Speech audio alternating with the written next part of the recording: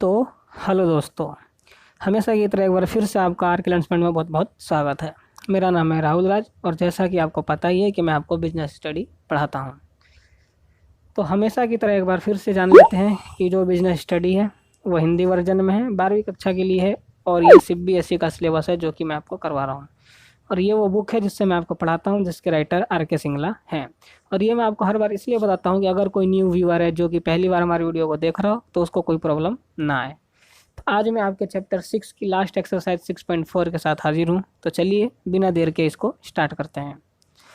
तो आज के इस एक्सरसाइज में हम प्रशिक्षण और विकास इनके बारे में पढ़ेंगे, जानेंगे कि प्रशिक्षण क्या होता है और क्या विकास होती हैं, क्या इनकी अवधारणाएं होती हैं और क्या इनके महत्व होते हैं। ठीक है, तो सबसे पहले प्रशिक्षण से स्टार्ट करते हैं और इसकी जान लेते हैं इसकी क्या परिभाषा है। तो इसका अभिप्राय वर्तमान कार्य निष्पादन को बनाए रखने के लिए एवं सुधार करने के लिए तैयार की गई प्रक्रिया से है। अब इसका मतलब ये है कि प्रशिक्षण एक प्रक्रिया है जो कि वर्तमान कार्य को निरंतर बनाए रखने के लिए और उसमें सुधार करने के लिए प्रयोग की जाती है। ठीक, अब देख लेते हैं हम प्रशिक्षण की विशेषताएं। तो सबसे पहला है प्रशिक्षण पर खर्च विनियोग है, अपव्यय नहीं।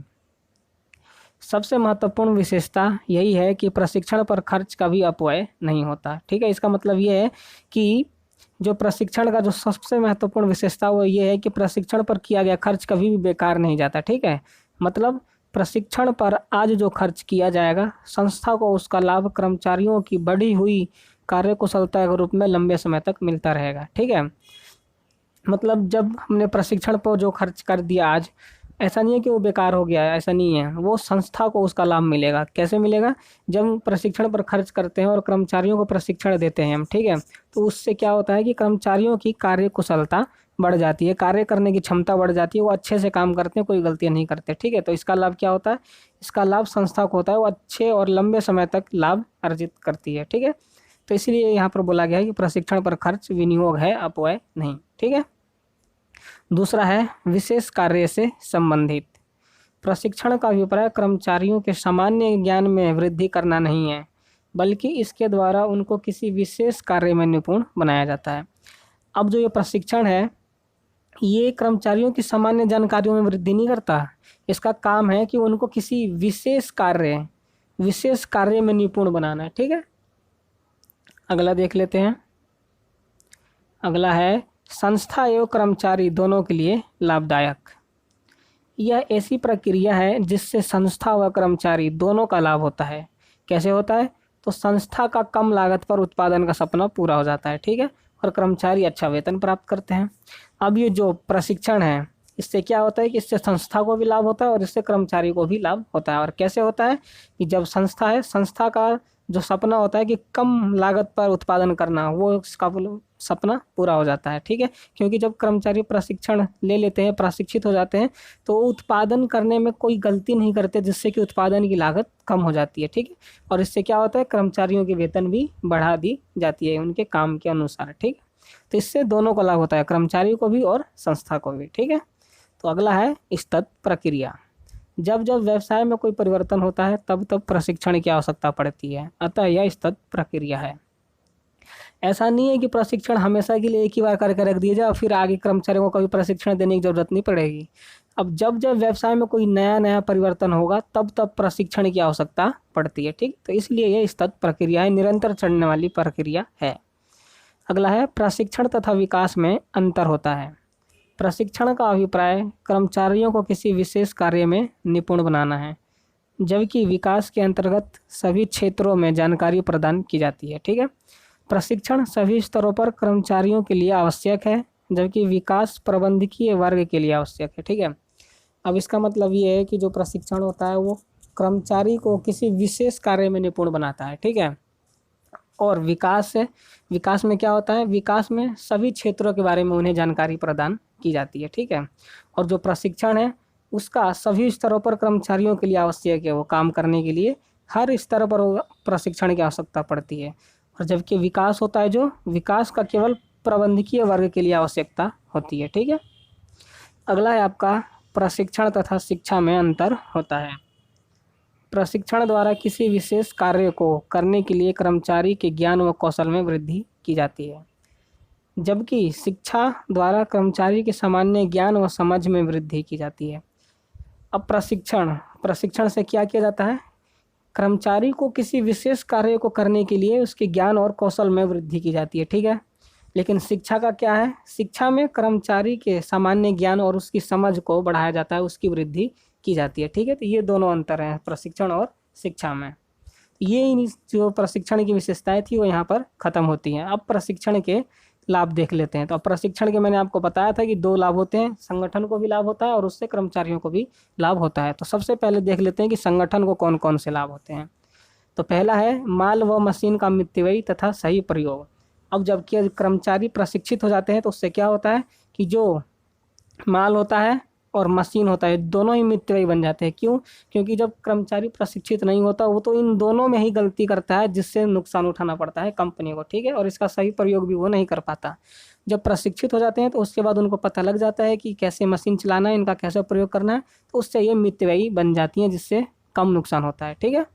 दूसरा है उत्पादन की किस्म एवं मात्रा में सुधार। कर्मचारियों को प्रशिक्षित होने से क्या होता है कि उत्पादन की क्वालिटी भी अच्छी हो जाती है और उसकी मात्रा में भी सुधार हो जाता है। क्योंकि जब प्रशिक्षित नहीं होते तो वो गलती करते हैं, जिससे उसकी मात्रा कम हो जाती है और क्वालिटी भी खराब होती है, ठीक है। तो प्रशिक्षित होने से, उनका प्रशिक्षण देने से दोनों ही ये प्रॉब्लम होती है जो वो सॉल्व हो जाती है। अगला है पर्यवेक्षण की कम ज़रूरत। अब आपको पता होगा कि पर्यवेक्षण का क्या काम होता है। तो पर्यवेक्षण का ये काम होता है कि वो अपने अधीनस्थों के काम की देखभाल करता है, मतलब उनको बताता है कि काम सही कर रहे हैं या गलत कर रहे हैं, ठीक है। तो जब कर्मचारी प्रशिक्षित हो जाते हैं तो पर्यवेक्षक की आवश्यकता नहीं होती, क्योंकि प्रशिक्षित कर्मचारी खुद ही हर एक काम का विशेषज्ञ बन जाता है, वो किसी भी काम में गलती नहीं करता। तो इसलिए यहाँ पर पर्यवेक्षण की ज़रूरत कम पड़ती है, ठीक है। अगला है श्रम परिवर्तन दर एवं अनुपस्थिति में कमी। अब जब कर्मचारी प्रशिक्षित हो जाता है तो क्या होता है, उससे उसके श्रम परिवर्तन दर में कमी आती है। मतलब एक बार जब कर्मचारी प्रशिक्षित हो जाता है तो वो संगठन से जुड़ा रहता है, ऐसा नहीं सोचता कि संगठन को छोड़ के दूसरे संगठन में जाए, और ना ही संगठन ऐसा छोड़ती है कि इसको यहाँ से जॉब से निकाल दिया जाए, क्योंकि वो प्रशिक्षित हो चुका है, वो किसी काम का विशेषज्ञ बन चुका है, ठीक है। और वो जो कर्मचारी प्रशिक्षित होता है वो प्रशिक्षित होने के बाद ज़्यादा छुट्टियां भी नहीं लेता, तो इससे क्या होता है कि अनुपस्थिति कम हो जाती है, ठीक है। तो ये ऐसे होता है परिवर्तन और अनुपस्थिति में कमी। अगला है ग्रहणशीलता में वृद्धि। जब कर्मचारी प्रशिक्षित हो जाता है तो वो किसी भी परिस्थिति में नई नई जो परिवर्तनें होती हैं उनको आसानी से ग्रहण कर लेता है और नए नए कामों को सीखने के लिए उत्सुक रहता है, ठीक है। तो ये संगठन को लाभ होते हैं। अब देख लेते हैं कि कर्मचारियों को क्या लाभ होता है। तो सबसे पहला है कार्यक्षमता व कुशलता में वृद्धि। कर्मचारी की कार्यक्षमता और उसकी कुशलता में वृद्धि होती है। बाजार मूल्य में वृद्धि। कर्मचारी के प्रशिक्षित होने से क्या होता है कि उसका मूल्य बढ़ जाता है। अगर कंपनी उसको निकाल भी देती है तो उससे ज़्यादा वेतन पर दूसरी कंपनियां होती हैं जो उसको रखने के लिए तैयार होती हैं, तो वो दूसरी कंपनी में जा सकता है, ठीक है। तो इससे उनका बाजार मूल्य बढ़ जाता है। अगला है दुर्घटनाओं में कमी। जब कर्मचारी प्रशिक्षित हो जाता है तो उससे क्या होता है कि उससे दुर्घटना में कमी आती है। कैसे कमी आती है? क्योंकि जब कर्मचारी पहले प्रशिक्षित नहीं होते तो उन्हें मशीनें चलाना नहीं आती, जिससे दुर्घटना होने के पूरे चांस होते हैं। तो प्रशिक्षित होने के बाद ये घटनाएं में कमी हो जाती है, ठीक है। अगला है कार्य संतुष्टि। ये सबसे महत्वपूर्ण है। अगर कोई कर्मचारी काम कर रहा है तो सबसे महत्वपूर्ण है कि उसको अपने कार्य के प्रति संतुष्टि होनी चाहिए कि जो उसने करा है वो सही है और अच्छा है, ठीक है। तो प्रशिक्षित होने के बाद ये होता है कि वो अपने कार्य के प्रति संतुष्ट है, तो उन्हें पता होता है कि ये गलत नहीं है, सही है, ठीक है। तो यहाँ पे प्रशिक्षण के लाभ खत्म होते हैं। अब देख लेते हैं प्रशिक्षण की विधियाँ।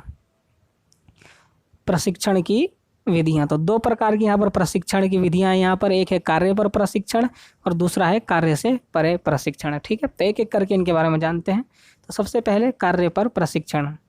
इसका अभिप्राय उस प्रशिक्षण विधि से है जिसका मुख्य आधार करते हुए सीखना है। ये प्रशिक्षण कौन सी प्रशिक्षण है?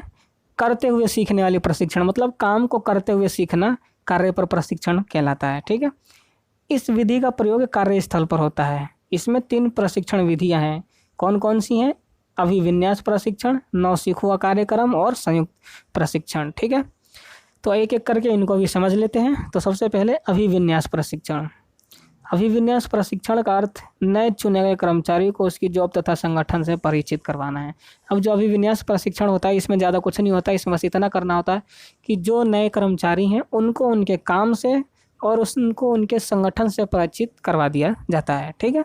दूसरा है नवसिखुआ कार्यक्रम।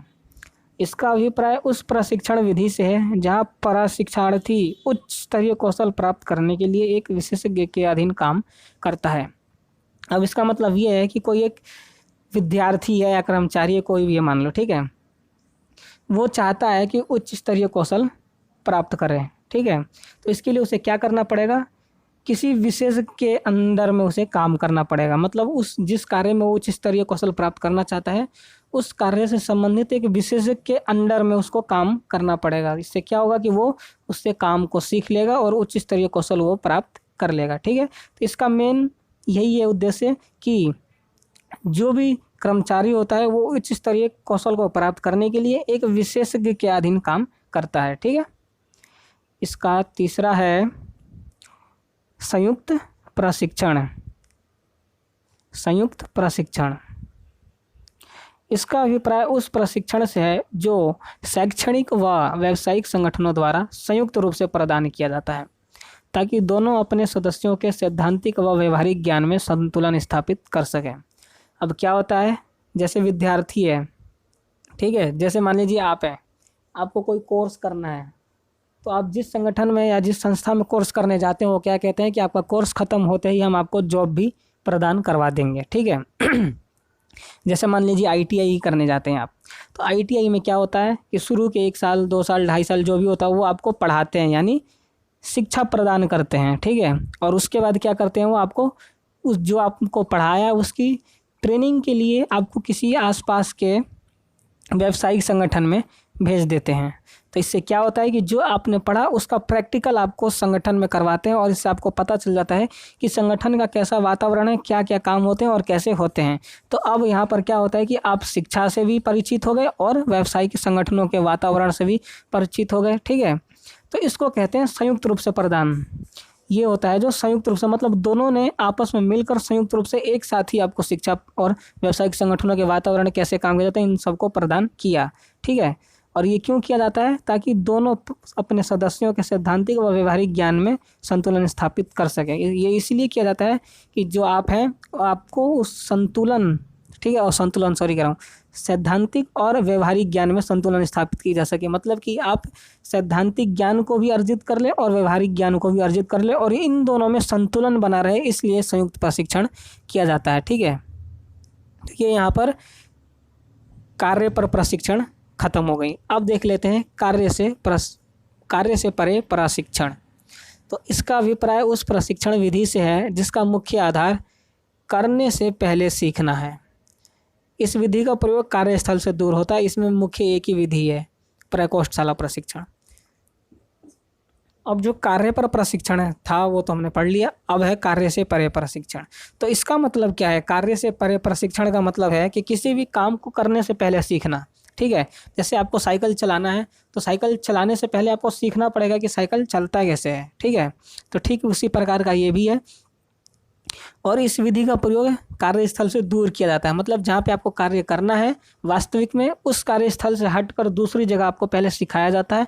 जब आप सीख जाते हैं तो आपको वास्तविक कार्यस्थल पर भेज दिया जाता है काम को करने के लिए। तो ठीक है, इसके लिए एक ही विधि है, प्रकोष्ठशाला प्रशिक्षण विधि। ठीक है। तो इसी को समझ लेते हैं। इस पद्धति में नए कर्मचारी को प्रशिक्षण देने के उद्देश्य से एक अलग प्रशिक्षण केंद्र बनाया जाता है। इसमें औजारों एवं मशीनों को इस ढंग से लगाया जाता है कि कारखाने जैसी परिस्थितियां उत्पन्न हो जाए। जब कर्मचारी प्रशिक्षित हो जाते हैं तो उन्हें वास्तविक कार्य पर लगा दिया जाता है। ठीक है। इसका मतलब यह है कि जब नया कर्मचारी कोई आता है तो उसको प्रशिक्षण देने के लिए एक अलग से प्रशिक्षण केंद्र बनाया जाता है। ठीक है। और उसमें उन्हीं औजार और मशीनों को लगाया जाता है जिस पर उसे वास्तविक में काम करना है। ठीक है। और कारखाने जैसी ही परिस्थितियाँ उसमें उत्पन्न की जाती है। मतलब एक तरीके से डमी होता है ना, जैसे फ़ोन का डमी एकदम सामने से देखने पर रियल लगता है, वैसे ही प्रशिक्षण केंद्र बनाया जाता है कि जो सामने से देखने पर रियल लगती है। मतलब ठीक है। और उसमें कर्मचारी को प्रशिक्षण दिया जाता है। जब कर्मचारी प्रशिक्षित हो जाता है तो उसको उसके वास्तविक काम पर लगा दिया जाता है। ठीक है। तो ये होता है प्रकोष्ठशाला प्रशिक्षण। ठीक है। तो यहाँ पर प्रशिक्षण की विधियाँ खत्म हो गई। तो अब देख लेते हैं प्रशिक्षण और विकास में अंतर क्या है, ठीक है। तो ये प्रशिक्षण है, ये विकास है और ये इनके अंतर का आधार है। तो सबसे पहले इनका अर्थ जानते हैं। इनका अर्थ तो मैं आपको पीछे ही बता चुका हूँ, लेकिन फिर भी एक बार यहाँ पर शॉर्ट में देख लेते हैं। तो प्रशिक्षण यह है ज्ञान तथा कौशल की प्रक्रिया। अब जो प्रशिक्षण है यह ज्ञान और कौशल से संबंधित प्रक्रिया है, ठीक है। और जो विकास है यह सीखने से प्रक्रिया है, सीखने से संबंधित प्रक्रिया है, ठीक है। विकास में किसी भी काम को या किसी चीज़ के बारे में सीखा जाता है, समझा जाता है, ठीक है। अब इनका उद्देश्य क्या है, तो प्रशिक्षण में कार्य संबंधी विशेष कुशलता में वृद्धि करना, किसी विशेष कार्य से संबंधित उसमें कुशलता को वृद्धि करना है, ठीक है। और विकास में क्या है, एक व्यक्ति के संपूर्ण व्यक्तित्व में वृद्धि करना है, मतलब एक व्यक्ति का व्यक्तित्व होता है उसमें पूरी तरीके से वृद्धि करना है, ठीक है। इनके कैरियर देख लेते हैं। प्रशिक्षण में यह जॉब प्रधान है, जो प्रशिक्षण है यह जॉब प्रधान है, क्योंकि प्रशिक्षण हमेशा जॉब में ही दी जाती है। और जो विकास है यह कैरियर प्रधान है। विकास से कैरियर हमारा, मतलब कि आगे के लिए क्या करना है हमें, कैरियर हमारा निश्चित होता है, वो हमारे विकास पर होता है, ठीक है। अब इनके क्या क्षेत्र हैं, तो प्रशिक्षण यह संकुचित है। जो प्रशिक्षण का क्षेत्र है वो संकुचित है, क्योंकि जो विकास है ये एक जो प्रशिक्षण है ये एक विकास का ही अंग है, ठीक है। और इसमें सीखने की क्षेत्र कम है। क्यों कम है, क्योंकि ये जो प्रशिक्षण है ये विकास के अंदर ही आता है, इसी का एक भाग है, इसीलिए प्रशिक्षण कम क्षेत्र में है और विकास का क्षेत्र ज़्यादा है, ठीक है। यह विस्तृत क्षेत्र है, इसमें सीखने का क्षेत्र ज़्यादा है। जो विकास है इसका बड़ा क्षेत्र है, इसमें ज़्यादा सीखने को मिलता है। क्या प्रकृति है इनकी, इसका संबंध कार्य से है। प्रशिक्षण का संबंध कार्य से है और विकास का संबंध व्यक्ति से है, ठीक है। विकास में एक व्यक्ति को संपूर्ण बनाया जाता है और प्रशिक्षण में एक कार्य के प्रति व्यक्ति को संपूर्ण बनाया जाता है, ठीक है। आपको दोनों में अंतर समझ में आ गया होगा। प्रशिक्षण में व्यक्ति नहीं, व्यक्ति के कार्य के प्रति जो भी करना प्रशिक्षित करना है, और विकास में कार्य नहीं व्यक्ति के प्रति प्रशिक्षित करना है, ठीक है। मतलब विकास में एक व्यक्ति को संपूर्ण बनाना है और प्रशिक्षण में एक कार्य को संपूर्ण बनाना है, ठीक है। सरल भाषा में आपको मैंने समझा दिया। तो ये आपका चैप्टर यहीं पर ख़त्म होता है और आशा करता हूँ कि मैं आपको अच्छे से समझ में आया होगा। अगर आपको वीडियो अच्छी लगी हो और समझ में आई हो तो हमारे चैनल को सब्सक्राइब करें, कमेंट करके ज़रूर बताएं वीडियो कैसी लगी, समझ में आई नहीं आई, क्या समझ में नहीं आई, ताकि मैं आपको आगे से और अच्छे से समझा सकूँ। अगर आपका कोई दोस्त है जो कि बिजनेस स्टडी पढ़ना चाहता है वो भी हिंदी में, तो उसके साथ शेयर ज़रूर करें। और अंत में एक लाइक ज़रूर करें अगर आपकी वीडियो अच्छी लगी हो, समझ में आई हो तो मैं आपके अगले चैप्टर के साथ अगली वीडियो में मिलूँगा। तब तक के लिए गुड बाय। और हाँ, इससे पहले की वीडियोस आपने अगर नहीं देखी है तो उसका लिंक आपको डिस्क्रिप्शन में मिल जाएगा, वहाँ से आप जाकर देख सकते हैं।